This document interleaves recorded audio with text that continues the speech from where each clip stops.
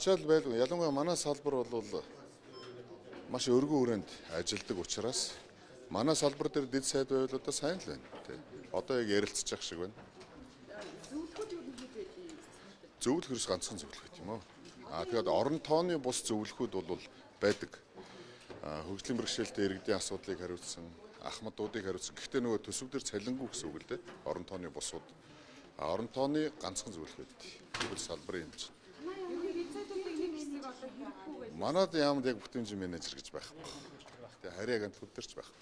Дизайнуудыг нэг хэсэг одоо хэрэггүй гэд халсан шүү дээ. Одоо ингээд төсөв ийм улс төрийн албан тушаал л да. Төсвийн хувьд бол цалингийн л асуудал байгаа. Өөр бол нэг гарах одоо төсөв зардал гээд байдаггүй. За нэг үгэлэхэд бас энэ улсын хэмжээнд ялангуяа гэрүүл хөдөлмөр нийгмийн хамгааллын яамны хувьд хамрах хүрээ маш их байдаг учраас дэд сайд байвал одоо бид нар ч ерөөсө тав хүн анзаарж байгаа зарим юмыг амждаггүй шүү дээ. Энэ гадна дотны хүмүүстэй уулзсан. Манай яам ялангуяа олон улсын маш олон байгууллагуудтай хамтарч ажилладаг. Тэгээд тэр болгонд нь одоо сайд нь очиод байж чаддаггүй. Гаднаас хүн хүрээд ирдэг. Сайд нь очихгүй болохоор нөгөө яг ажил хэрэг одоо статусын хувьд гэдэг ч юм уу. Тэгээд төрийн нарийн бичгийн даргын тэрэг гадагшаа явуулах. Одоо сая Катарт бас маш том хэмжээний уулзалт боллоо. Одоо хөгжлийн бэрхшээлтэй иргэдийн асуудлын талаар за манай яг засгийн газрын хурлын тэр давхцсан байсан учраас Монгол жишээлбэл тэнд төлөөлөл оролцуулж чадаагүй. Тэгээд ажлынхаа ачааллыг хуваагаад хийчихвэл яг манай салбар дээр бол дэд сайд бол хэрэгтэй шүү. Шийдвэр гаргуултаа хэнийг дэвшүүлэх вэ? Ерөнхийдөө дэд сайдыг томилох гэх нь бол сайд. Тэгээд сайд яг санал болгоно л доо. Тэгээд манай салбар дээр эмгэгтэй хүн байвал уул нэг зүгээр хүүхдийн байгууллагууд байна. Тэгээд хөгжлийн бэрхшээлтэй иргэдийн асуудал байна. Айхтар хөдөө гадаа гээд байхаасаа илүү яг эмгэгтэй хүн байвал зүгээр байна гэдэг саналаа бол хэлсэн. За хүний нэр хэлэх бол боломжгүй шүү.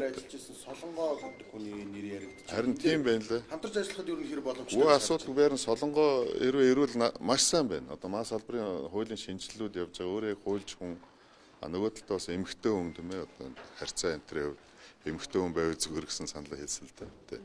Дизайдын цалингийн одоо шатлал сайдынхтай ойролцоо байдгүй ямар байна? Ерөөс нь одоо зөвлөх туслах ч гэдэм юм. Ер нь одоо яг энэ нэг албан тушаалтныг дагаад хэдэн хүн нэмэгдэх юм бэ? Нэг туслах л ирэх баг. Тэгээ өөр айхтар одоо унаа тэрэг машин нэ тэрэгээд байх юм жолооч байхгүй шүү дээ. Дизайдын эрхлэх асуудлын юу гэдэг чи үргийг нэмэгдүүлэх зайлшгүй шаардлагатай гэж санагдаад байна. Яг сайд дэд сайд нар өмнөх уламжлалаараа бол ажлаа хуваагаад авчдаг юм байна лээ. Тэгээ би сая одоо яг асуудал өнөөдөр нэг өгүүлэхэд сошиалос л харлаа. Тэгээд өглөө энэ чи юу болж яаж гэсэн дэд сайдын асуудал оруулнаа гэдгээр нь дотроо бол дэмжсэн. За тэгээд ажлуудаа яаж хувааж авах тухай бодоол явж байна. Засгийн газрын гишүүний хувьд өнгөрсөн хугацаанд энэ бүтээмжийн менежер, хяналтын менежерүүд ер нь хэр ажилласан гэж боддог. Яг манай салбар дээр нь бүтээмжийн менежер нар байдгүй учраас мэдэхгүй нь яг юу хийдэг хүмүүс байдгийг ойлгодгүй шүү дээ. Бүтээмжийн менежер гэдэг ч одоо мэдгүй. Маад байдаг.